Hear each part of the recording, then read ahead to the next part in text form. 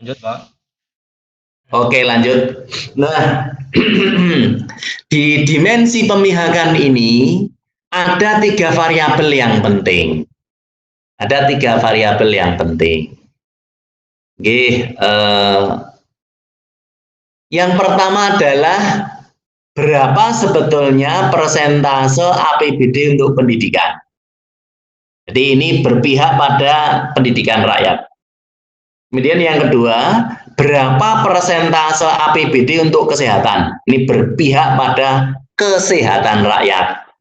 Kemudian yang ketiga, ini yang penting, berapa persentase APBD untuk penanggulangan kemiskinan? Nah, ini untuk DIY menurut saya sangat relevan, utama yang persentase APBD untuk penanggulangan kemiskinan.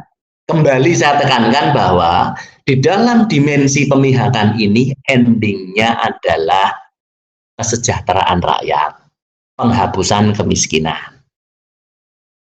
Nah, ini adalah dimensi yang ketiga.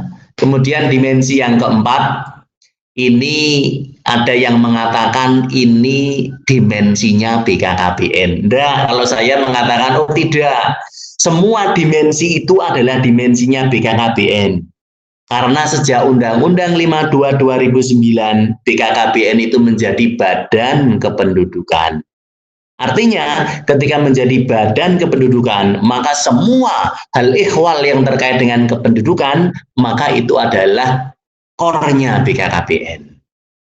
Sehingga di dalam dimensi yang keempat ini, dimensi integrasi, ini memang agak susah untuk diukur, tetapi sekarang sudah mulai diintegrasikan, sudah mulai dimasukkan. Yang pertama adalah persentase sektor yang memanfaatkan proyeksi penduduk dalam RPJMD. Ini bisa dilihat di dalam dokumen RPJMD. Kemudian yang kedua, persentase program kependudukan dan KB di dalam range strada. Ada berapa sebetulnya program kependudukan dan KB yang ada di dalam rencana strategi daerah. Kemudian yang ketiga, ini yang paling mudah diukur, persentase APBD untuk pembangunan kependudukan dan KB. Ya, di sini dari hasil perhitungan, dimensi yang keempat ini yang mudah untuk diukur adalah variabel yang ketiga, yaitu persentase APBD untuk pembangunan kependudukan dan KB. Baik, kemudian ini yang kelima, dimensi kesetaraan. Intinya adalah bahwa pembangunan itu tidak hanya untuk laki-laki, tetapi juga untuk perempuan. Bagaimana laki-laki dan perempuan setara di dalam pembangunan. Kata kuncinya, sasaran pembangunan untuk semua, baik laki-laki maupun perempuan. Sehingga di sini ada tiga variabel di dalam dimensi kesetaraan. Yang pertama adalah partisipasi sekolah bagi perempuan. Yang kedua, persentase alokasi anggaran untuk pemberdayaan perempuan. Yang ketiga adalah tingkat partisipasi angkatan kerja perempuan. Baik, kemudian ini saya sampaikan dinamikanya penyusunan IPBK. Jadi IPBK itu pertama kali disusun pada tahun 2011-2012. Jadi pada waktu itu, khusus tahun 2011 itu pendalaman konsep dan penentuan variabel penyusun. Wah, itu luar biasa berdarah-darah pada waktu itu. Jadi bagaimana berkali-kali di Jakarta diskusi terkait dengan konsep dan variabelnya apa. Sehingga pada waktu itu hanya 4 dimensi dan 28 variabel. Tadi saya matur hanya 4 dimensi. Dimensi yang terakhir yaitu dimensi kesetaraan gender belum masuk. Dimensi equity belum masuk. Nah, pada waktu diskusi berikutnya itu dimasukkan, ditambahkan dimensi kesetaraan gender. Baik, ini yang pertama. Yang kedua, tahun 2012 ini sudah ada diskusi pakar, kemudian juga telah ada uji coba IPBK. Pada waktu itu IPBK diuji cobakan di 2 provinsi, di Jawa Timur dan Jawa Tengah. Nah, kemudian juga setelah itu hasilnya disampaikan, kemudian juga menggelar adanya diskusi pakar, banyak sekali diskusi pada waktu itu yang dilakukan. Prinsipnya adalah memantapkan variabel dan dimensi, sehingga sampai pada kesimpulan 5 dimensi dan 31 variabel. Nah, kemudian ada diskusi dan evaluasi Pusat Studi Kependudukan seluruh Indonesia dan juga dengan BPS tahun 2015. Pada waktu itu kita bertahan di 5 dimensi dan 11 variabel penyusun. Kemudian juga di tahun 2016 juga ada dibantu oleh BPS dengan data dari Susenas 2015, kita kembali ke 5 dimensi dan 24 variabel penyusun. Nah, kesimpulannya bahwa ketika kita bicara dinamika penyusunan IPBK itu 2012 itu kita mengukur, kemudian setelah itu 2015, 2013 kita juga mengukur untuk nasional, 2012 hanya uji coba di Jawa Tengah dan Jawa Timur. Pada waktu itu pencakupan data langsung, kemudian tahun 2013-2014 datanya dari BKKBN, kemudian diverifikasi oleh PSKK, kemudian tahun 2015 datanya dari BPS, dan yang terakhir tahun 2019 ini datanya juga dari BPS. Nah, kemudian ini saya ingin sampaikan hasilnya. Ini adalah penyusunan IPBK 2019 atau yang baru saja dilakukan. Ini dari banyak variabel di dalam dimensi partisipasi. Yang warnanya merah ini adalah variabel yang tidak ada datanya. Jadi yang warna merah yang di strip tanda yang di garis tengah ini adalah variabel yang tidak ada datanya. Jadi dari dimensi partisipasi cukup banyak variabel yang tidak ada datanya, misalnya rasio kader terhadap penduduk, persentase anak usia 12 sampai 23 bulan yang memperoleh imunisasi campak, dan seterusnya. Kemudian juga ini sebetulnya saya menanyakan pada waktu itu, kenapa data persentase ibu hamil yang mendapatkan pelayanan antinatal itu tidak ada. Padahal di tahun 2015 dulu ini ada. Maka ini juga terkait dengan waktu. Pada waktu itu kita waktunya cukup kejar-kejaran karena segera banyak yang ingin melihat, banyak yang ingin segera mendapatkan angka IPBK di tahun 2019. Kemudian dimensi keberlangsungan ini sekali lagi yang warnanya merah itu adalah variabel yang datanya tidak ada.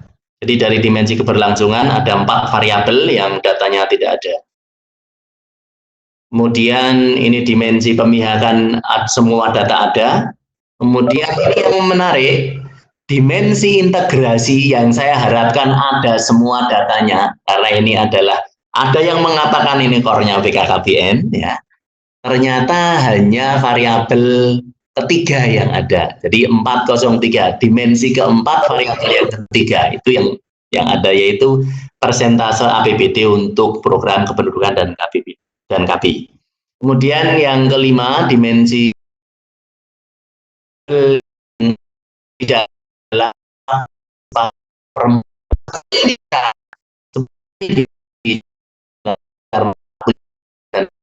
segera di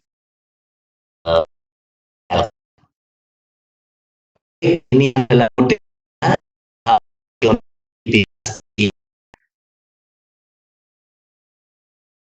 atau IPK itu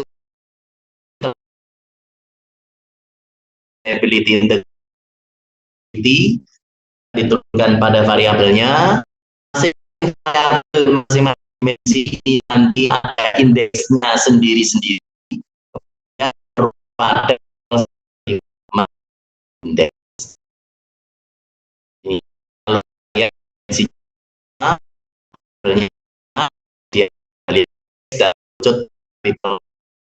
indeks. Proses perhitungan indeks sebagaimana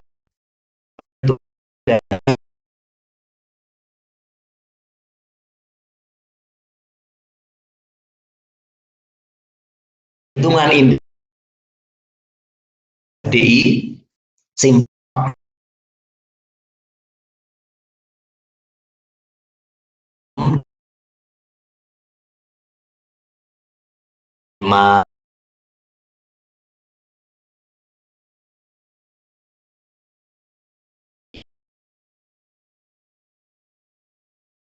masih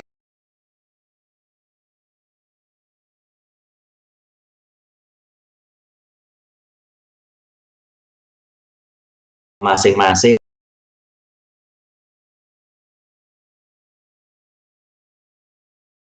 ini adalah IPBK dari kita lihat namanya kecil-kecil itu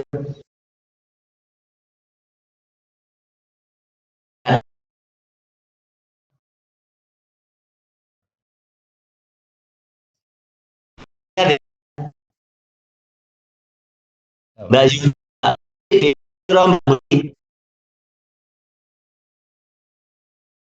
sudah bisa audio.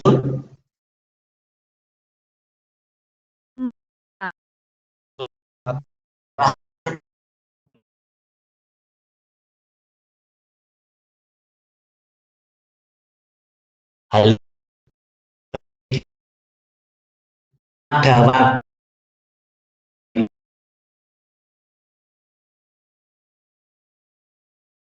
bari telekin dewe ini.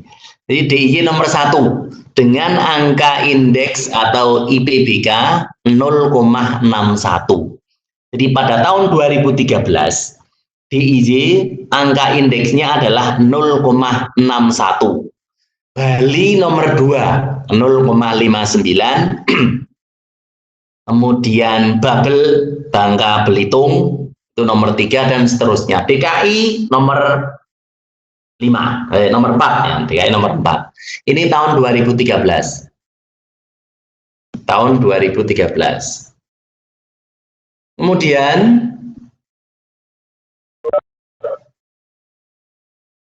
tahun 2015 kita lihat tahun 2015 itu jadi turun. Jadi IPBK DIY turun. Nomor 1 adalah Bali. Nah, kemudian hal yang menarik kita lihat, kita bandingkan dengan 2013 ya. Di tahun 2013 Jawa Tengah, Jawa Barat itu pada urutan tengah. Tapi begitu di tahun 2015 Jawa Tengah, Jawa Tengah, Jawa Timur. Ini kalau kita lihat ya, Jawa Tengah, Jawa Timur ini kalau di 2013 ini urutannya tengah ya. Tapi begitu tahun 2015 Bali nomor 1, DIY nomor 2, Jawa Tengah, Jawa Timur ini masuk dalam 5 besar. DKI ya, masih. Hal yang menarik adalah di tahun 2019. Di tahun 2019, nah ini kita lihat ya. Tahun 2019 itu DIY nomor 2, masih nomor 2. Bali tetap nomor 1.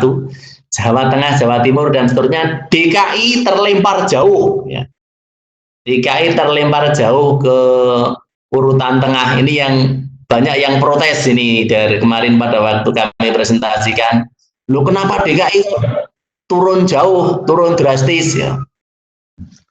Nah, ini banyak alasan ya pada waktu. Nanti kalau kita ingin tahu sebetulnya ya, sebetulnya kelemahan DIY itu ada di mana?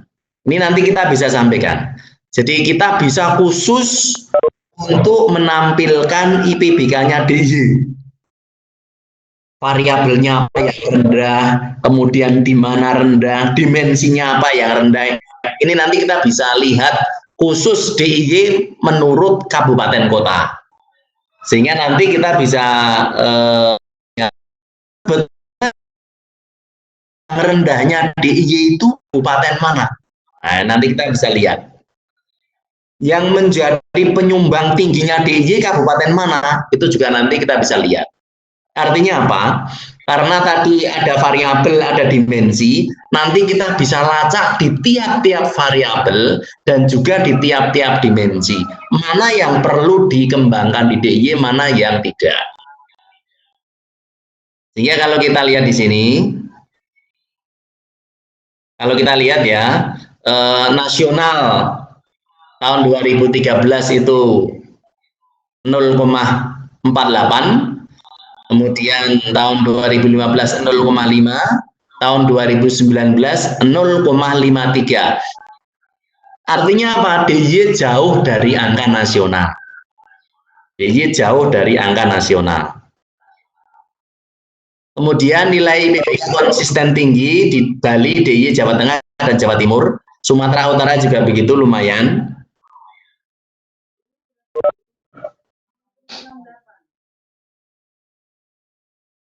Baik, masih bisa diikuti? Bisa. Woi, Mbak Yudi saiki wis muni suarane. Ya, wis apik. Pakai headset, Pak. Oh, kudu nganggo headset to ya, wah merdeka. Oke. Ya, ikut senang sudah bisa bersuara. Baik. Oh ya, pakai headset, guys. Tambah HP. Kita lanjutkan. Nah, ini adalah peta yang menunjukkan, peta ini menunjukkan di mana nilai IPBK itu naik, di mana yang turun, dan di mana yang nilainya tetap. Yang warna kuning itu artinya nilai IPBK ya dia stabil, tetap ya. Kemudian yang warnanya merah, kemerahan itu turun. Secara nasional yang turun sedikit. Secara nasional yang turun sedikit. Hampir semua nilai IPBK naik. Ya. Hampir semua nilai IPBK itu naik.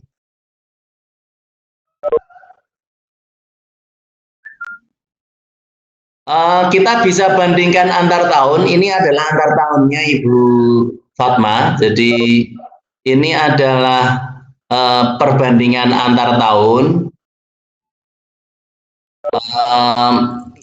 Di 2015-2019 itu variabelnya sama. Sehingga kita bisa bandingkan apple to apple. Jadi ini yang saya tampilkan di sini adalah 2015 dan 2019. Kenapa begitu? Ada 3 pertimbangan utama. Pertimbangan yang pertama adalah dimensi variabelnya sama. Dimensi dan variabelnya sama. Kemudian yang kedua adalah sumber datanya juga sama. Jadi 2015-2019 ini sumber datanya dari BPS. Dari BPS. Kemudian alasan yang ketiga adalah bahwa selain dimensi dan variabel dan juga sumber data, yang ketiga pengukurannya sama. Semua unweighted. Jadi unweighted, tidak di-weighting. Jadi kita punya asumsi bahwa variabel-variabel atau dimensi di dalam IPBK itu punya kontribusi yang sama. Karena kemarin pada waktu diskusi itu ada yang dibobot, ada yang tidak dibobot dan sebagainya. Yang saya tampilkan di sini adalah data sama, mohon maaf, dimensi dan variabel sama. Kemudian yang kedua sumber datanya juga sama. Yang ketiga rumusnya di dalam penyusunan juga sama. Jadi tidak dibobot semuanya. Sehingga kita bisa bandingkan. Nah, kalau kita lihat yang warnanya orange itu adalah yang dia naik. DIY Jawa Timur, DIY Jawa Timur ya, kemudian juga Papua Barat, ini termasuk yang angkanya naik. Kemudian ini perbandingannya dengan tahun 2015, kita lihat, kalau tadi mungkin harus lihat di petanya, kalau di sini kita lihat naik turunnya. Berapa sebetulnya delta kenaikan, bisa dilihat dari sini. Di mana yang naiknya drastis, mana yang naiknya sedikit saja. Kita lihat Papua itu termasuk yang naiknya cukup drastis. Kemudian kita lihat DKI, ya, DKI Jakarta, itu tahun 2015 mohon maaf, tahun 2000 DKI Jakarta itu turun, DKI Jakarta turun dari 0,5 menjadi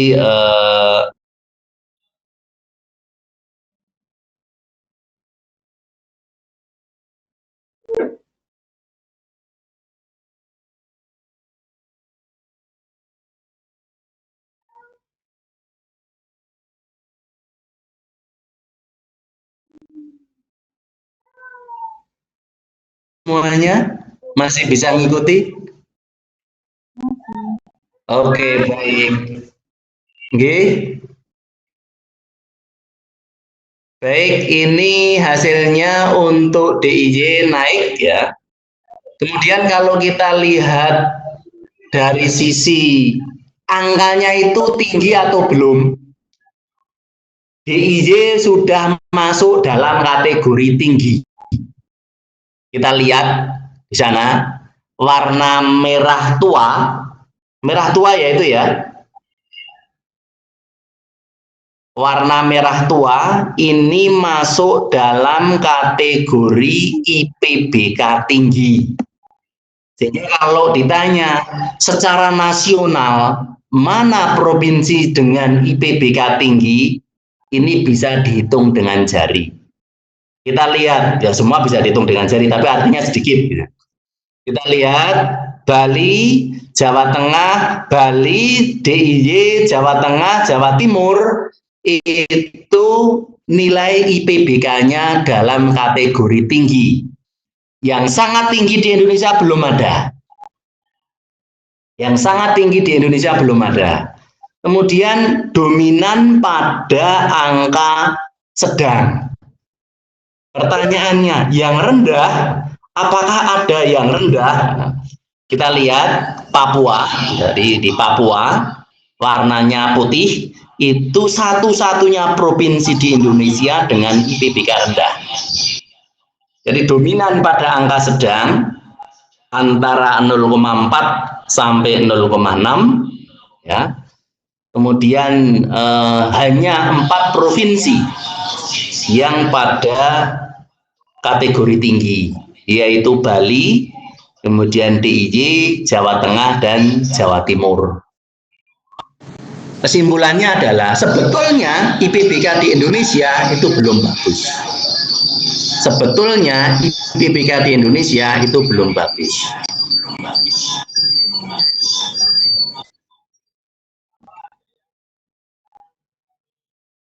Halo? Halo.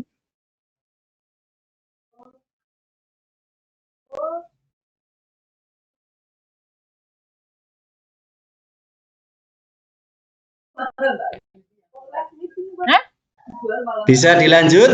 Aku keluar. Halo? Halo, Pak. Halo, Pak. Itu mana?